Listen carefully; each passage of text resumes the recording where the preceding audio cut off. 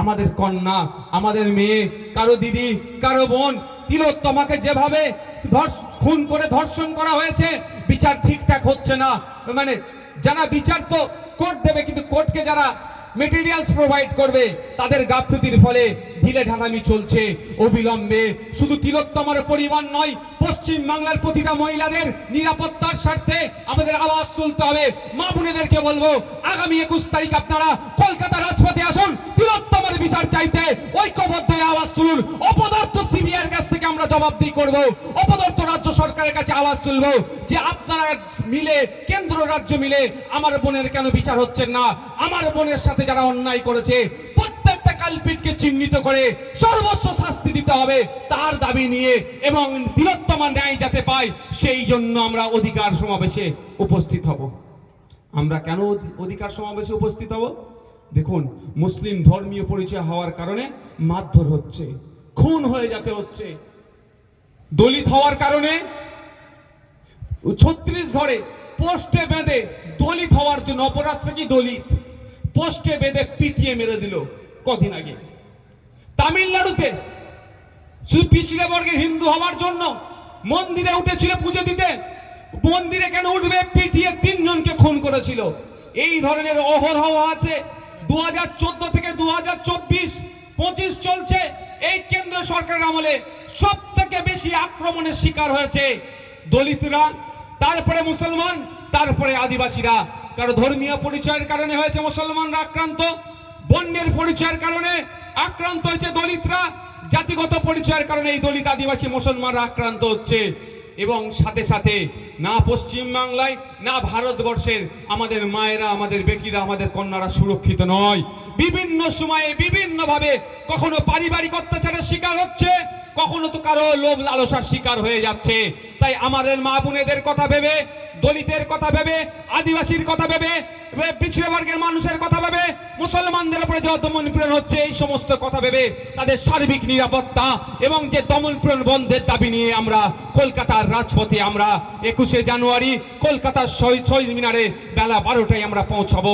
ওখান থেকে ঐক্যবদ্ধ হয়ে রাজ্য সরকার, কেন্দ্র সরকারের কাছে বার্তা দেব, অবিলম্বে সারা দেশে, সারা বাংলাতে দলিতের উপরে অত্যাচার, আদিবাসীর উপরে অত্যাচার, মুসলমানের উপরে অত্যাচার, সব মহিলাদের উপরে যে অত্যাচার হচ্ছে, দমন পীড়ন হচ্ছে, সেটাকে বন্ধ করতে হবে। তাই গলা মিলানের জন্য শুধু পুরুষ নয়, মহিলারাও, মা বেটিরাদেরকেও অনুরোধ করবো, আপনারা আসুন কলকাতাতে শহীদ মিনারে, আপনার আওয়াজ আপনি তুলবেন, আপনার সাথে নওশাদ সিদ্দিকী গলা মিলাবে, আপনার সাথে বিশ্বজিৎ মাইতি গলা মিলাবে, একসাথে আমরা আমাদের অধিকারের কথা ওই শহীদ মিনার চত্বর থেকে বলবো। আমরা আর কি দাবি করেছি? আমরা কেন যাব শহীদ মিনারে? আমাদের এই শিক্ষা প্রতিষ্ঠানগুলোতে শিক্ষক নাই, বন্ধ হতে চলেছে। আমাদের গরিব যারা আর্থিকভাবে দুর্বল, আমরা বেসরকারি স্কুলে দিতে পারছি না, আমাদের ছেলেগুলো পড়াশোনা করতে পারছে না, ফলে শিক্ষা পাচ্ছে না, সমাজ থেকে বিচ্ছিন্ন হয়ে যাচ্ছে। আমাদের সেই মাদ্রাসা সহ সমস্ত শিক্ষা প্রতিষ্ঠানে পর্যাপ্ত পরিমাণে শিক্ষক নিয়োগের দাবি নিয়ে যাব। আমরা কেন কলকাতা রাজপথে যাব? নিত্য প্রয়োজনীয় জিনিসের দাম আকাশ ছোঁয়া হয়ে যাচ্ছে, এই দামটা কমাতে হবে। ভোজ্য তেলের দাম আপনাকে 1200 টাকা দিচ্ছে, তেল, চাল, ডালের দাম দেখুন কিভাবে আকাশ ছোঁয়া হয়ে যাচ্ছে। এদিকে ফসল, কৃষকরা দাম পাচ্ছে না। ফুলকপি 1 টাকা, একটা ফুলকপি তৈরি করতে প্রায় 5 টাকা খরচ আছে, তাকে 1 টাকায় বিক্রি করতে হচ্ছে। আর সেই ফুলকপি যখন মার্কেট থেকে আপনি আমি কিনে রান্না করছি 20-25 টাকায় কিনতে হচ্ছে। এই যে দালাল মধ্যখানে মিডিয়াটার আছে, এগুলো বন্ধ করতে হবে। যেমন নিত্য প্রয়োজনীয় জিনিসের দাম কমাতে হবে, সাথে সাথে কৃষকদের উৎপাদিত ফসলের দ্বিগুণ দাম দিতে হবে। সেই দাবি নিয়ে আমরা কলকাতায় সমাবেশ ডেকেছি। তাই আমডাঙ্গার অনুরোধ করব, আমার আগে বিশ্বজিৎ দা বললেন যেখানে একটা কোল্ড স্টোর নাই, শুধু এখানে কেন টোটাল উত্তর 24 পরগনা দেখলে হয়তো 3টে কোল্ড স্টোর আছে। ভাবতে পেরেছেন? কৃষি প্রধান জেলা একটা, প্রচুর কৃষক আছে এখানে, দক্ষিণ 24 পরগনায় 2-3টা আছে। এগুলো করতে হবে, অবিলম্বে এখানে একটা কোল্ড স্টোর নির্মাণ করতে হবে। এখানকার চাষিদের উৎপাদিত ফসল যাতে সঠিক দাম হয় তার জন্য প্রয়োজনে সংরক্ষণ করে রাখবে এবং সেগুলো আস্তে আস্তে সেগুলো সে বিক্রি করবে। তাই কোল্ড স্টোরের দাবি নিয়ে আমরা রাজপথে যাব।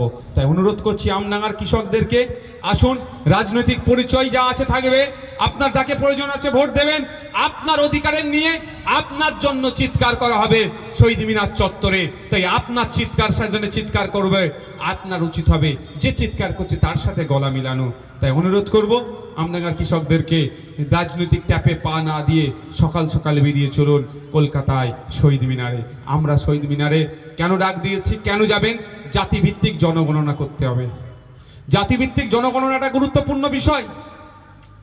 আজকে দেখুন হিন্দু হিন্দু করছে বিজেপি, খুব ভালো কথা, কিন্তু প্রকৃত